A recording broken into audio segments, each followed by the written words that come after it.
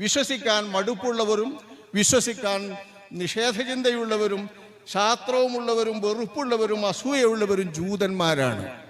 ആ ജൂതന്മാരെ ഒന്നില്ലാതെ കൊല്ലപ്പെടുമെന്നും അഷ്റഫുൽ ഖൽഖ് സ്വല്ലല്ലാഹു അലൈഹി വസല്ലം തങ്ങൾ പറയുമ്പോൾ ഇന്നവർ കൊന്നൊടുക്കുന്നതിന് കണക്ക് തീർത്തുകൊണ്ട് പണ്ടവരെ കൊല്ലപ്പെട്ടതിൻ്റെ പ്രതികാരാഗ്നിയാണ് അവരുടെ മനസ്സിൽ, രോഷാഗ്നിയാണ് അവരുടെ മനസ്സിൽ.